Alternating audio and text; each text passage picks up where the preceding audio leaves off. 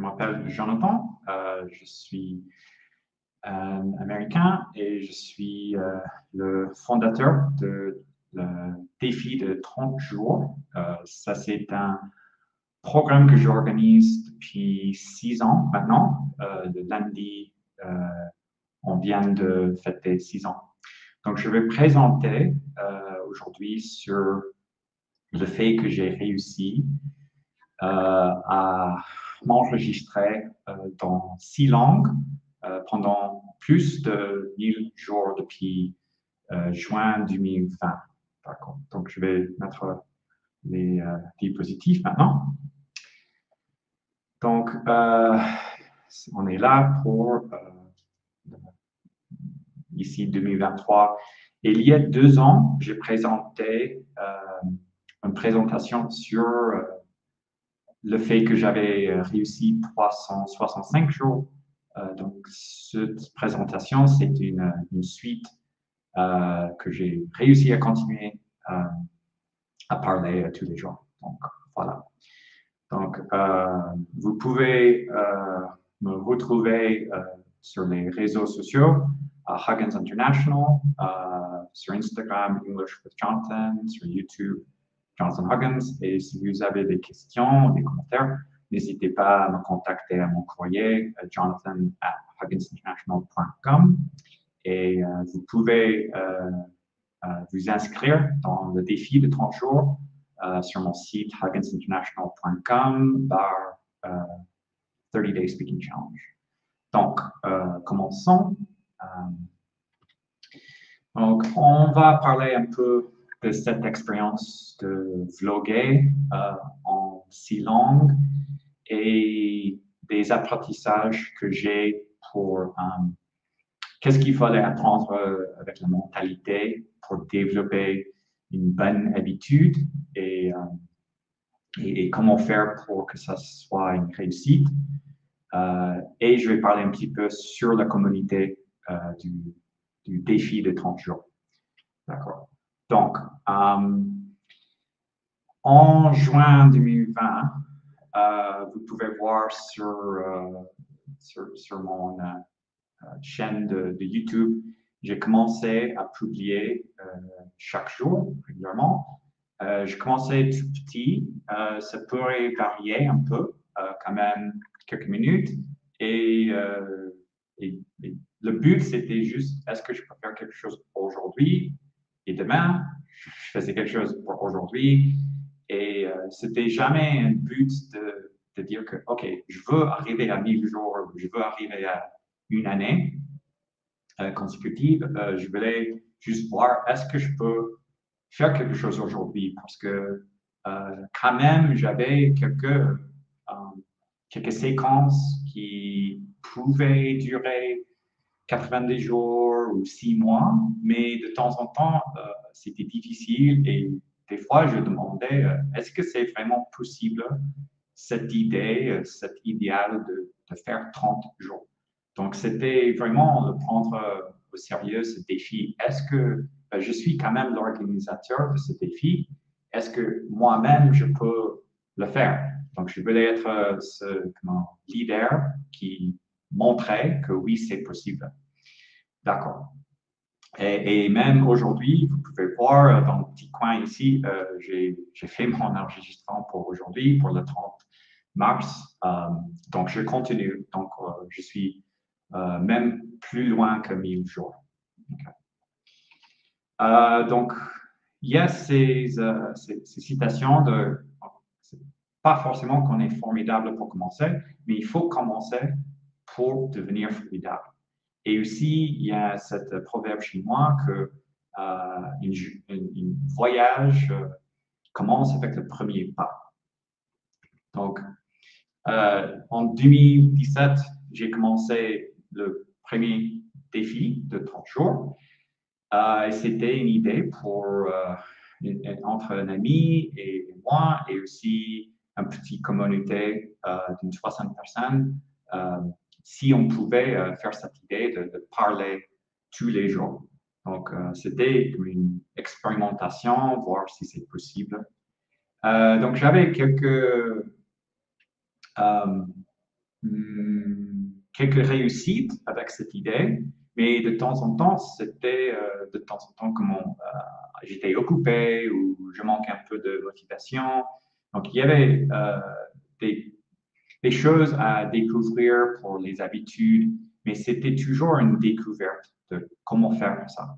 Donc, maintenant de pouvoir faire 1000 jours, c'est parce que au début, il y avait quand même quelques échecs, mais je ne laissais pas que ces échecs m'ont vaincu. J'étais persistant, je voulais continuer à chercher des réponses à cette question de qu'est-ce que c'est une habitude. Donc, en 2018, j'ai découvert ces deux livres qui parlent des habitudes. Il y a les habitudes atomiques de James Clear et le pouvoir de l'habitude de Charles Duhigg. Et ces deux livres m'ont beaucoup aidé à comprendre qu'est-ce que c'est une bonne habitude et qu'est-ce qui fait en sorte que euh, c'est aussi difficile de rompre une mauvaise habitude. Donc, j'ai vraiment pris au sérieux ces idées et j'essaie de partager ces apprentissages dans le défi et voir est-ce que ça marche pour moi, est-ce que ça marche pour les autres. Et chaque jour, on est en train d'expérimenter à voir comment faire mieux. Okay. Donc, avant 2020, j'avais fait, comme j'ai dit tout à l'heure, que je pouvais faire pendant 90 jours ou même pendant 6 mois, mais ce n'était pas forcément soutenable. Ce n'était pas très bien organisé, mon propre pratique ou ma routine. Et de plus en plus, ça devenait difficile. Et il y avait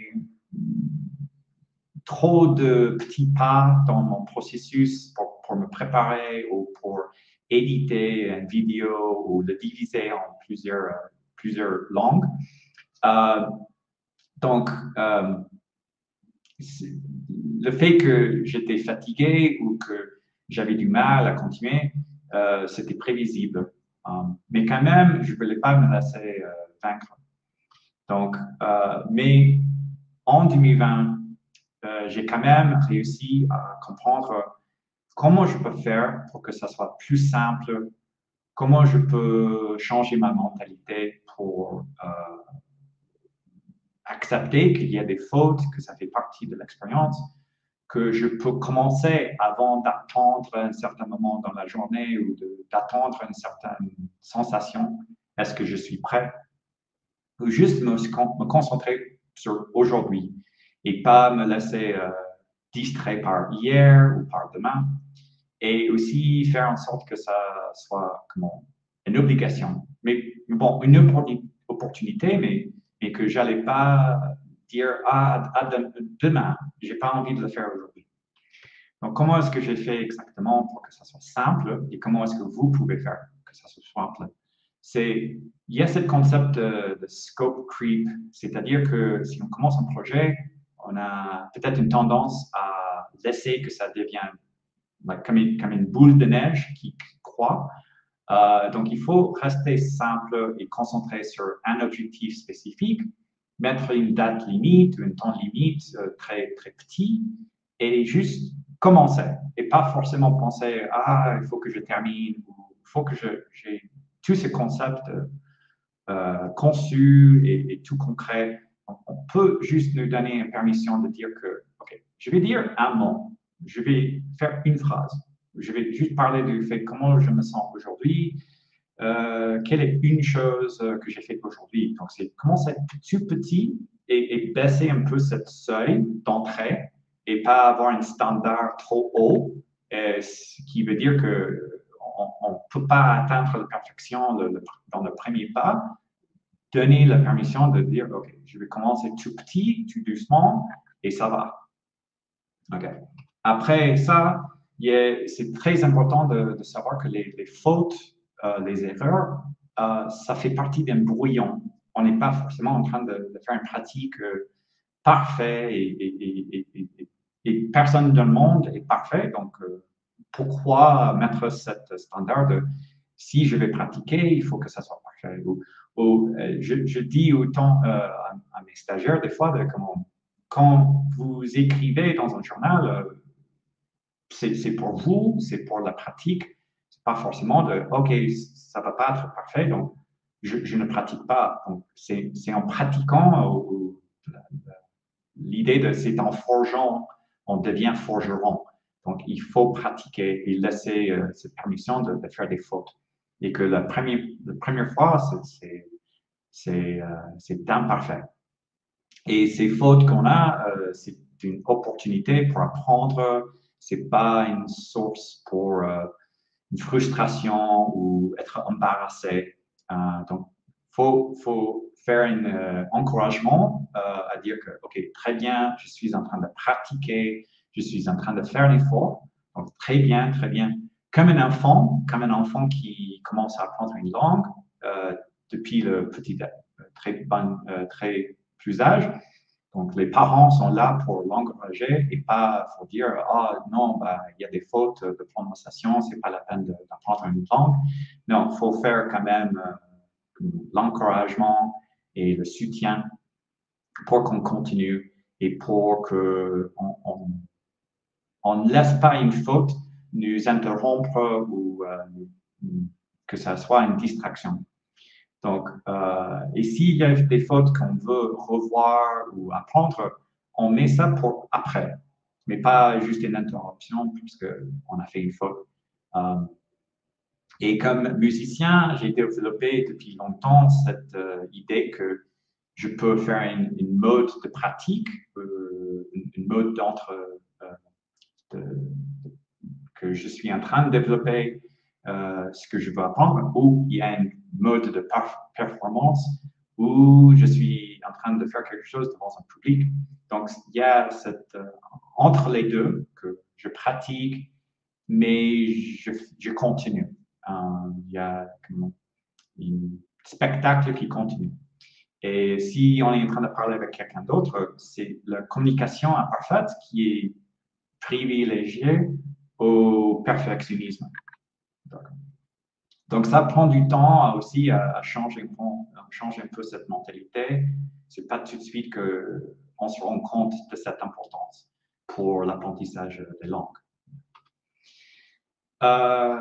Donc, c'est très important de commencer avant de se sentir prêt. Parce que si on attend, il n'y a jamais cette sensation qu'on est prêt.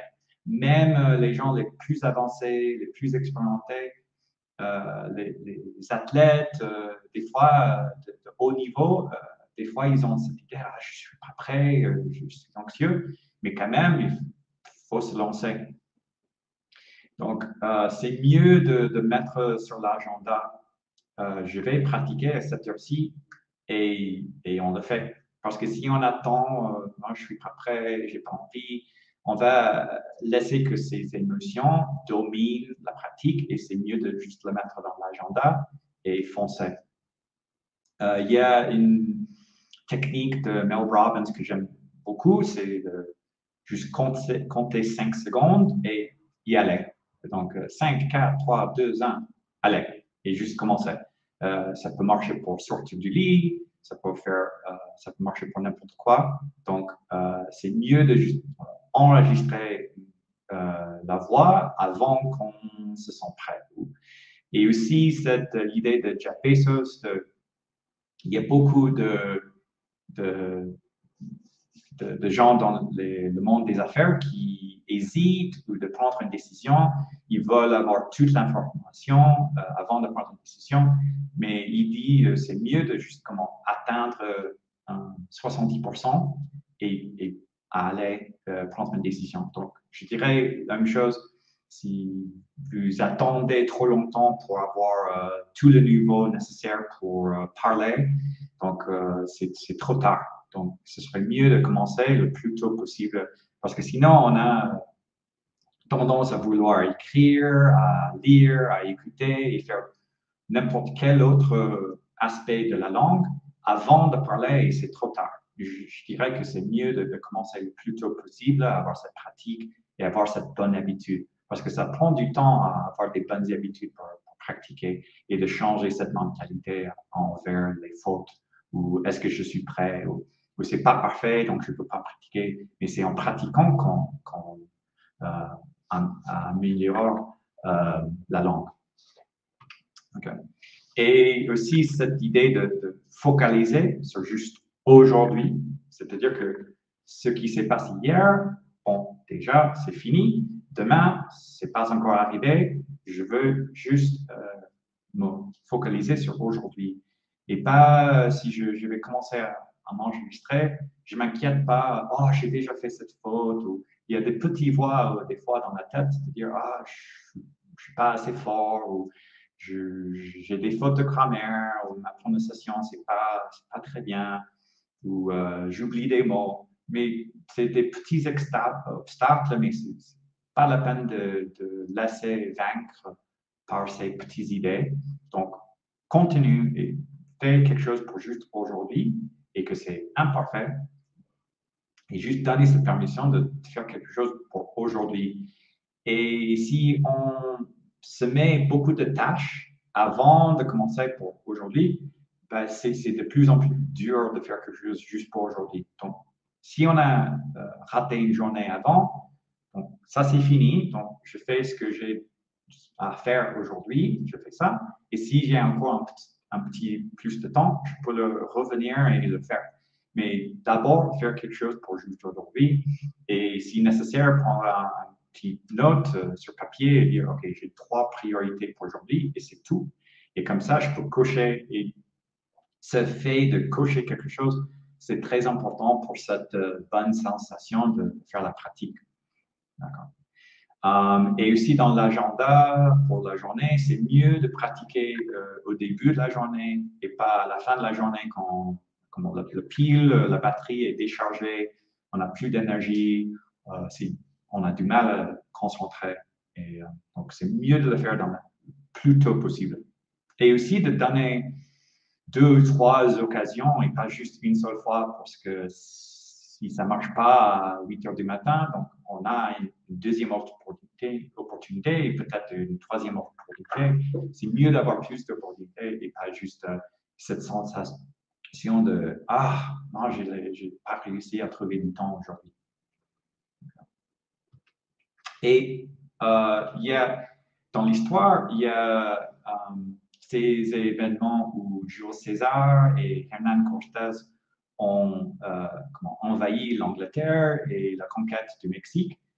Pour motiver leurs soldats, ils ont écoulé leurs bateaux et ça a fait en sorte qu'il n'y avait pas marche arrière. Il n'y avait pas cette opportunité de dire, OK, on va échouer, qu'est-ce qu'on fait maintenant? Non, il y avait juste la possibilité de réussir et foncer. Et on connaît que Jules César a réussi et on connaît aussi que Cortés a réussi avec la conquête. Donc, cette mentalité a réussi. Et bon. Je dirais que la pratique des langues, c'est mieux de l'ajouter à cette liste des autres choses qu'on fait instinctivement tous les jours, comme prendre une douche, se brosser les dents, laver les mains, manger 3 fois par jour. Donc, pourquoi pas mettre sur cette liste-là, je pratique un peu tous les jours. Et de ne pas accepter cette idée que à demain, plus tard. Donc, non, je le fais maintenant. Et j'ai découvert récemment que j'ai le TDAH, c'est-à-dire que des fois, j'ai une tendance à avoir du mal à me concentrer. Et j'ai une tendance à dire, OK, je vais faire ça, mais avant, je vais faire ça. Et avant, et avant. Et c'est une liste interminable. Donc, des fois, j'essaie d'arrêter ça. Et je dis, OK, non, je fais ça. Et ce que je vais faire après, je le fais après. Mais pas avant. Parce que ça ne va jamais terminer. Et en réfléchissant sur cette présentation, je pensais à fais-le quand même. C'est-à-dire que, OK, j'ai pas envie, mais je vais le faire quand même. Et aussi, fais-le de n'importe quelle façon. C'est-à-dire que vous êtes déterminé et vous allez pas être vaincu. Donc, vous avez trouvé une solution à n'importe quel prix pour le faire et pas le laisser tomber et pas dire pour demain. Donc, c'est vraiment comme ça que j'ai réussi à continuer toutes les journées pendant plus de 10 jours maintenant. Donc, je sais qu'il y a quand même des obstacles. Je ne vais pas nier que la réalité n'existe pas. Et si on revient aussi dans le temps, il y a 3 ans, il y avait le début du Covid et tous les confinements. Donc, il y avait quand même beaucoup d'obstacles, beaucoup de problèmes. Mais, par exemple, donc, il y avait le stress, l'anxiété, il y avait le confinement. J'avais des responsabilités pour mes enfants qui avaient 6 ans et 8 ans. Ils n'étaient pas à l'école parce que l'école était fermée. Je commençais à avoir des problèmes dans une relation qui avait à ce moment-là duré 19 ans. Et puis, je n'étais pas encore conscient que j'avais le TDAH. Je passais par aussi dépression, j'avais des problèmes de confiance, des doutes sur de tout, l'enseignement, le défi aussi. Il y avait beaucoup de choses qui étaient en train de s'écrouler autour de moi, mais quand même, je n'ai pas me laissé vaincu. Donc, cette possibilité de vlogger, c'était un moment pour moi-même. Il y avait tout autour de moi qui était hors de mon contrôle, mais quand même, je pouvais contrôler ce petit moment pour parler, pour pratiquer les langues. Et c'était une sorte de thérapie aussi, parce qu'on sait que beaucoup de, réunions sociaux étaient annulées, on ne pouvait plus sortir, on ne pouvait pas voir les amis. Et donc, je pouvais parler à la caméra, à la webcam, je pouvais m'exprimer, exprimer ses doutes et ses sentiments et ce que j'étais en train de vivre. Et c'était vraiment thérapique de faire tout ça. Et c'était aussi de comment pas laisser tomber tout ce qui était autour de moi. Donc, c'était vraiment une encre pour moi de commencer à faire ça tous les jours et de continuer. Donc, il y a des obstacles, mais quand même, ils peuvent être une opportunité. L'obstacle en soi, ce n'est pas forcément une mauvaise chose. Par exemple, si on dit la pluie, pour une agriculture, la pluie, c'est une bonne chose, mais pour quelqu'un qui veut faire un pique-nique, bon, peut-être la pluie, ça gâche un plan pour la journée, mais la pluie en soi, ce n'est pas un problème. C'est une opportunité, mais c'est notre perception de cet obstacle ou cette opportunité. Et qu'est-ce qu'on fait avec cette information? On peut s'arrêter, on peut continuer, on peut faire marche arrière, on peut faire un détour ou on peut rester coincé. Et qu'est-ce qu'on fait?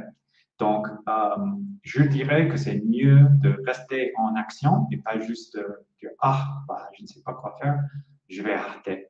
Donc, c'est très souvent le cas avec l'apprentissage des langues et c'est mieux de ne pas juste arrêter. Donc, je n'ai pas laissé que ces obstacles m'ont arrêté. Et en plus, grâce à la communauté de défi de 30 jours, je n'étais pas tout seul. Il y avait quand même d'autres personnes dans le monde. Je voyais que le confinement, le Covid, ça passait partout. Mais on était tous réunis en ligne avec cet but, cet objectif de parler, de pratiquer. On était très enthousiastes pour l'apprentissage des langues. Et aussi, le fait d'être l'organisateur de ce défi, j'avais une opportunité de transformer toutes ces choses qui passaient autour de moi, qui passaient autour de nous, et les transformer en quelque chose de positif, des apprentissages de la vie, les apprentissages de la langue, et juste pas être déçu, être pessimiste. Donc, je n'ai jamais perdu cet optimisme, je n'ai jamais perdu cette force de vivre et dire, OK, je vais trouver une lumière à la fin de ce tunnel, mais quand même, c'est difficile, mais si je reste positif et optimiste, je vais réussir. Donc, c'est vraiment grâce à ce défi qui existait depuis 3 années avant le commencement du Covid que ça a vraiment m'aidé à avoir quelque chose de productif, à canaliser les émotions que j'avais et toutes ces expériences de ma vie.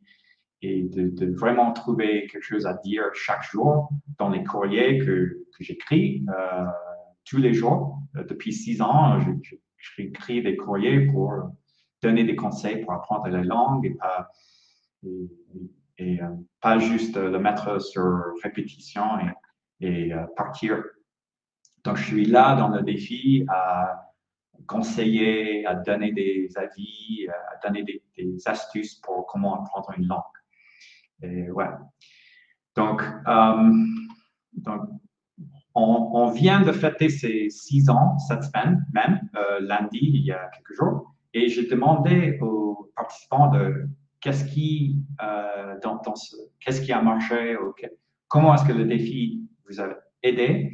Il y avait eu beaucoup de gens qui disaient que ça leur a aidé pour développer une bonne mentalité ou un bon esprit pour l'apprentissage des langues, ça a aidé pour les bonnes habitudes, pour la routine quotidienne.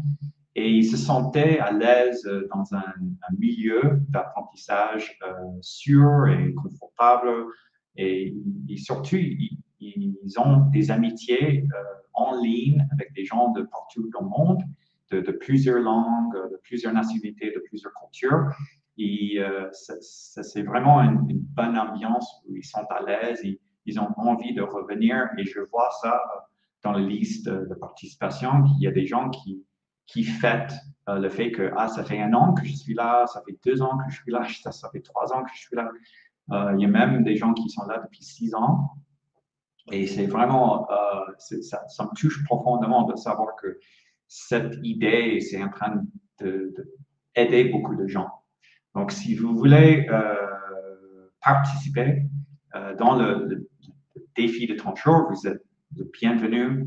Et je veux que vous sachiez que vous avez ce pouvoir au sein de vous de pouvoir changer votre vie à travers l'apprentissage des langues. Ça peut être une jour après jour. Et donc, vous pouvez commencer n'importe quand, comme vous voulez. Et si l'apprentissage c'est une priorité pour vous, mettez ça dans l'agenda et gardez cette promesse envers vous-même.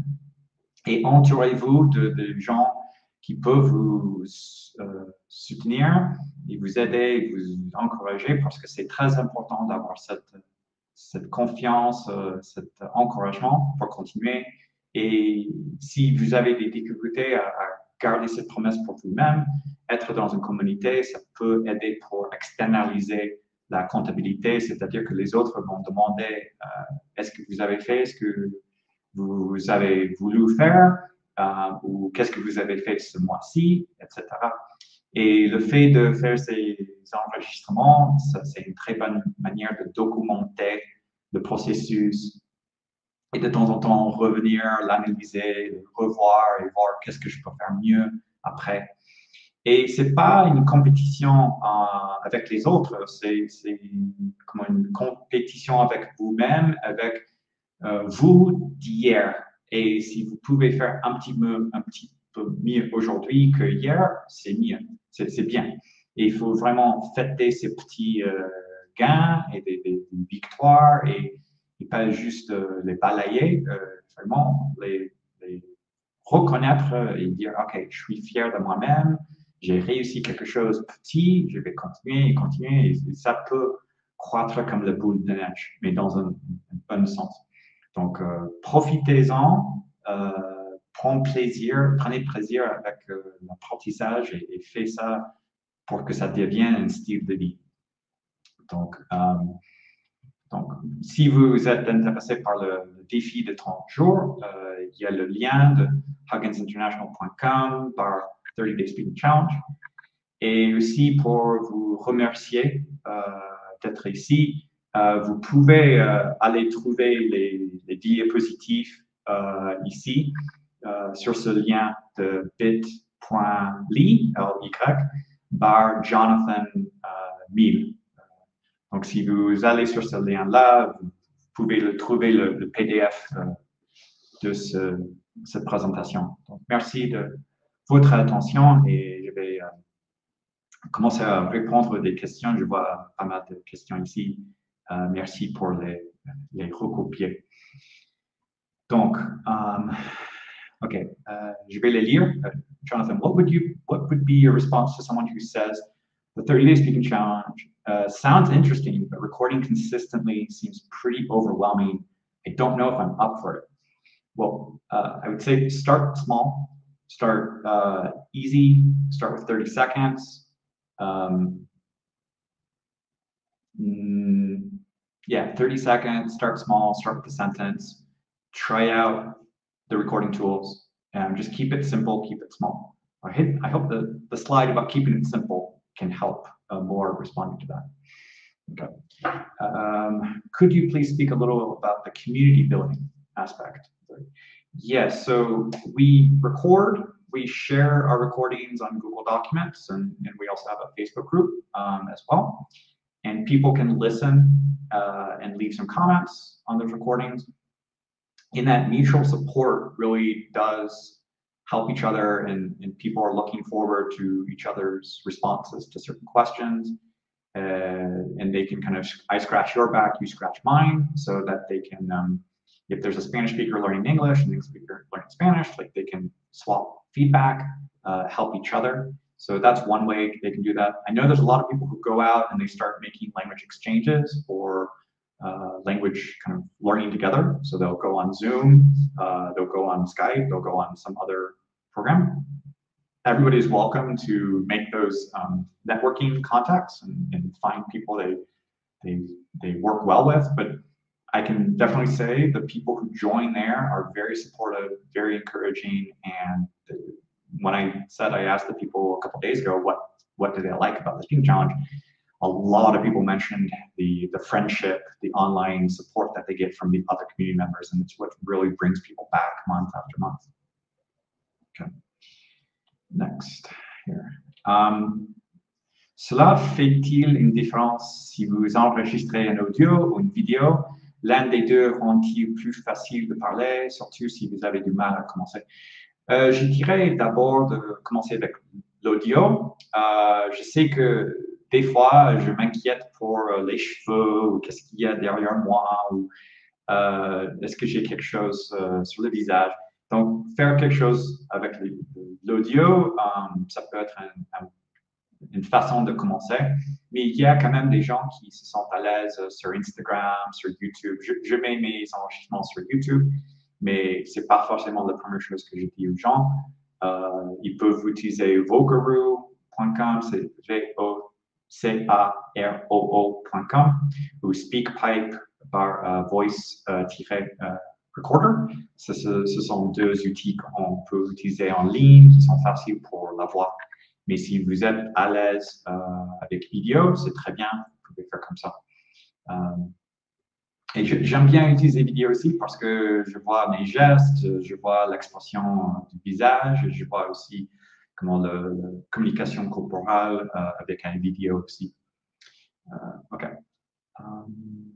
Après, ici, quelles sont les bonnes méthodes pour donner des retours sur les enregistrements? Comment utiliser les retours sur les enregistrements pour s'améliorer? C'est une très bonne question parce que les retours, la rétroalimentation, ben, ça dépend aussi de chaque personne parce que ça fait 6 ans maintenant que je demande constamment de comment on peut améliorer cette expérience pour le retour de rétroalimentation.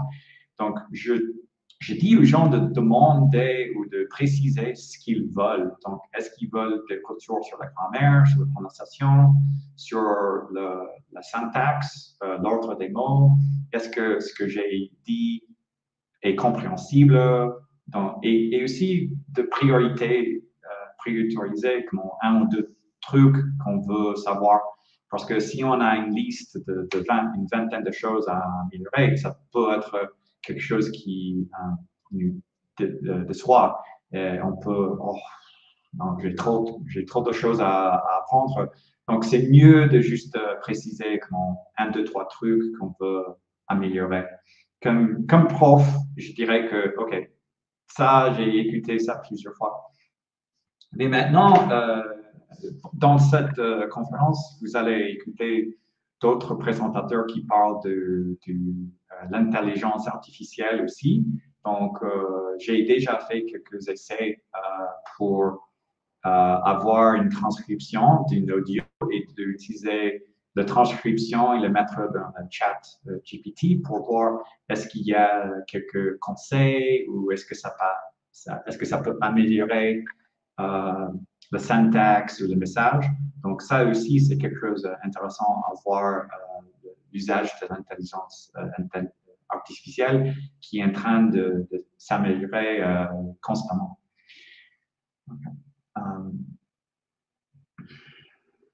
Okay, I didn't catch the Julius Caesar. If you want to take the island, burn the boats reference with regard to language practice. Okay, so the idea with burn the boats or sink the boats is that when those soldiers landed, like in a hostile environment, by burning the boat or sinking the boat, there was no opportunity to kind of run away. So when I say it's a non-negotiable for me, it's like there's no opportunity to procrastinate. There's no opportunity to say, I don't feel like it today. I'll do it tomorrow. I've made lots and lots of recordings where I was super tired at like 11 o'clock at night after a long, busy day of teaching. I was super tired. I couldn't concentrate. And all I said for 1 minute in each language is, I'm super tired. I can't concentrate. I'm going to bed. And then I would switch into Spanish, do the same thing. Switch into French, do the same thing. German, Italian, Russian. I'm tired. I can't concentrate. I'm going to bed. So it was just, I didn't want to procrastinate, or I was sick as well. I had a cold, or I wasn't feeling well, and I would still record myself. So this no backing out. Don't allow myself to have an excuse to give up. Just giving up was not an option. Like if I looked at like a sign, if I were in the middle of like a park and looking for signs, like directions, like failing was not on any of those signs for like 360 degrees around me. It was like success was at every single angle of 360 degrees. So burning the boats is this idea of like you have no excuse. You're not getting off this island for Julius Caesar and his soldiers. And for Cortez and his soldiers, it was like, no, you're not getting off. You're not leaving Mexico. You're going forward to Tenochtitlan or Mexico City. So thank you very much, everybody, for your follow-up questions. Merci. Et j'espère que vous pouvez aller sur le site du 30 Day Speaking Challenge et voir ça, et n'hésitez pas à m'envoyer des messages si vous avez des doutes encore, ou si vous avez des commentaires sur cette présentation. Et on commence le 1er du mois, et on va pendant 30 jours consécutifs, et après il y a le prochain mois encore une trentaine de possibilités, d'opportunités pour pratiquer, et je vois beaucoup de gens qui reviennent, donc c'est un très bon programme. Je vois beaucoup de gens qui disent que ouais, c'est un des meilleurs programmes qu'ils ont trouvé pour parler. Mais c'est un supplément, donc ça ne remplace pas avoir un professeur, ça ne remplace pas avoir des ressources comme un livre, un cours ou un programme. Donc, mais c'est un supplément focalisé sur la pratique de la langue orale, mais ça marche très bien pour la confiance, pour la pratique, pour petit à petit avoir plus de confiance avec la grammaire, la prononciation, trouver les mots, les rendre actifs. Donc je vous suggère de le considérer, et l'accès est accessible à beaucoup de gens selon le budget. Donc, ouais. Donc, merci, et c'est tout pour de ma part pour aujourd'hui. Et je vous souhaite une très bonne réussite pour votre apprentissage.